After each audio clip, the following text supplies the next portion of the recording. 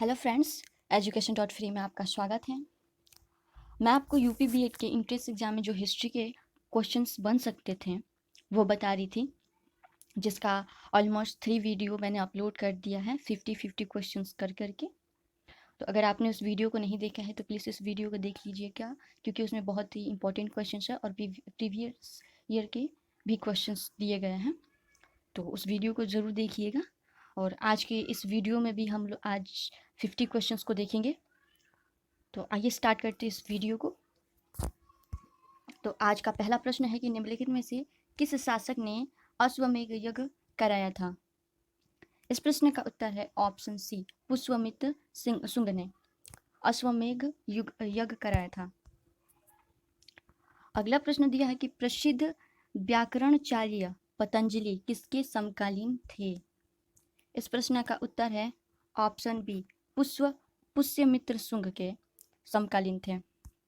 अगला प्रश्न दिया है कि शुंग वंश का संस्थापक कौन था?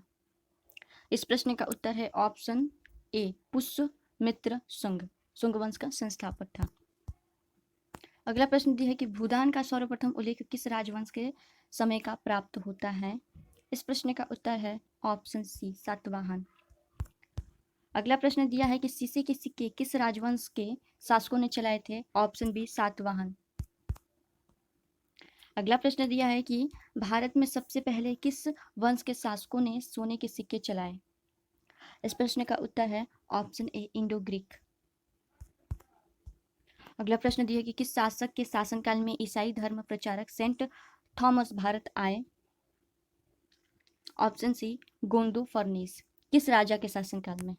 तो गोंदो फर्निस के शासनकाल में सेंट थॉमस भारत आए थे। अगला प्रश्न दिया है कि गुप्त वंश का संस्थापक कौन था?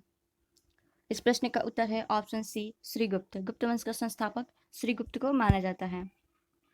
अगला प्रश्न है कि गुप्त वंश के किस शासक ने सर्वप्रथम महाराजा धीराज की उपाधि धारण की थी?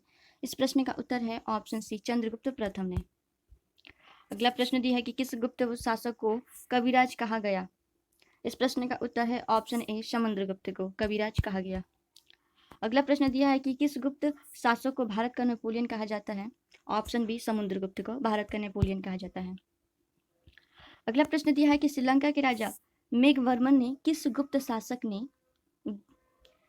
शासक से भगवान बुद्ध का मंदिर बनवाने की अनुमति मांगी थी?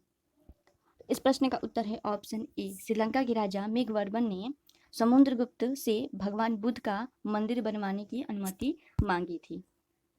अगला प्रश्न दिया है कि चीनी यात्री फरहान किसके शासनकाल में भारत आया था? इस प्रश्न का उत्तर है ऑप्शन सी, चंद्रगुप्त द्वितीय के शासनकाल में चीनी यात्री फरहान भारत आया था। फायान। अगला प्रश्न दिया है कि चंद्रगुप्त विक्रमादित्य ने किस उपलक्ष्य में चांदी के सिक्के जारी किए थे? इस प्रश्न का उत्तर है ऑप्शन डी, शकों को पराजित करने के उपलक्ष्य में। अगला प्रश्न दिया है कि गुप्तकालीन नवरत्न किस शासक के दरबार में थे? ऑप्शन डी, चंद्रगुप्त द्वितीय के शासनकाल में थे। अगला प्रश्न दिया है कि निम्नलिखित में से कौन सा कथन सत्य है? तो ऑप्शन डी, उपयुक्त सभी। ऑप्शन ए दिया है कि मेहरौली की स्तंभ लेख का संबंध चंद्रगुप्त द्वितीय से है। नालंदा विश्वविद्यालय की स्थापना कुमारगुप्त ने की थी और भारत पर हुणों का आक्रमण स्कंदगुप्त के समय में हुआ था। अर्थात ये सभी विकल्प सही है, अर्थात ऑप्शन डी। अगला प्रश्न दिया है कि गुप्तकालीन स्वर्ण सिक्कों को क्या कहा जाता था?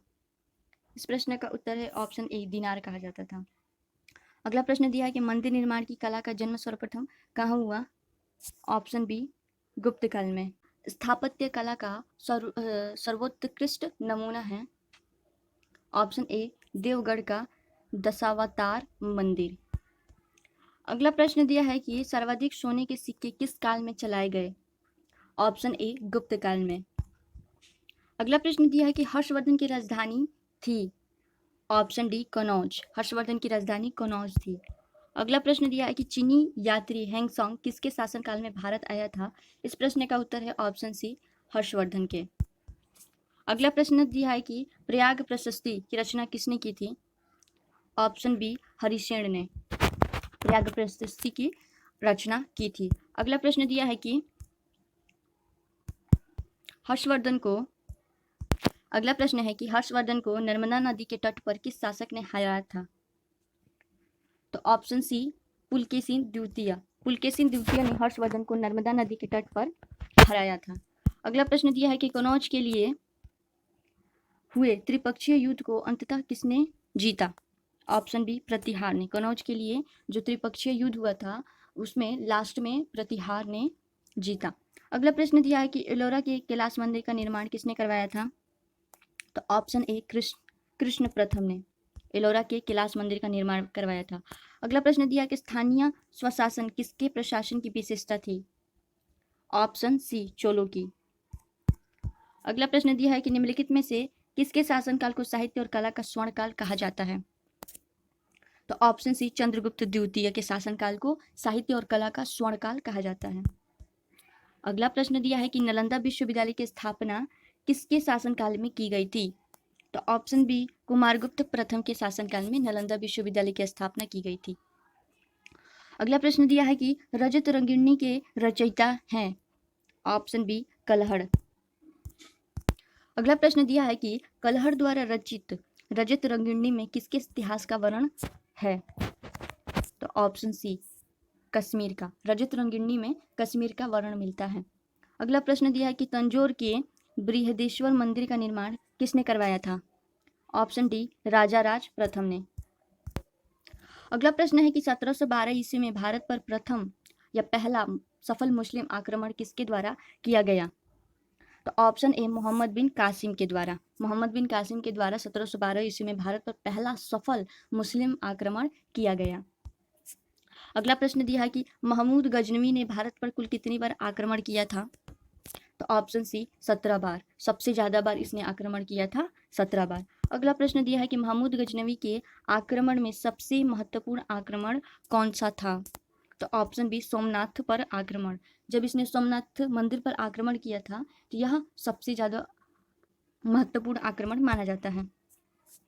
अगला प्रश्न दिया है कि महमूद गजनवी के भारत पर आक्रमण के समय भारत आए विद्वान अलबरूनी ने किस ग्रंथ की रचना की थी? तो ऑप्शन डी किताबुल हिंद की रचना की थी अलबरूनी ने। अगला प्रश्न है कि भारत का वह पहला शासक कौन था जिसने मोहम्मद गौरी को पराजित किया था? तो ऑप्शन ए पृथ्वीराज चौहान। पृथ्वीराज चौहान पहला ऐसा शासक था जिसने महमूद गौरी को पराजित किया था। अगला प्रश्न दिया है कि शाहनामा के रचयिता हैं? Option A Firdausi. अगला प्रश्न दिया है कि दिल्ली सल्तनत के किस सुल्तान की मृत्यु चौगान, जिसे पोलो भी कहा जाता है, खेलते समय हो गई थी? तो ऑप्शन सी कुतुबुद्दीन ऐबक। इनकी जो मृत्यु हुई थी वो चौगान खेलते समय हो गई थी। अगला प्रश्न दिया है कि कुतुब मीनार का निर्माण किस सूफी की याद में किया गया था? ऑप्शन बी कुतुबुद्दीन बख्तियार काकी। अगला प्रश्न दिया है कि भारत की प्रथम मुस्लिम महिला शासिका कौन थी? Option B Razia Sultan. अगला प्रश्न दिया है कि इक्तेदारी प्रथा किसने प्रारंभ की थी?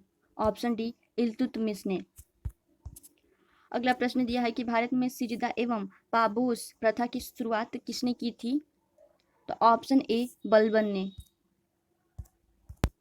अगला प्रश्न दिया है कि निम्न में से किस सुल्तान ने बाजार नियंत्रण व्यवस्था लागू की?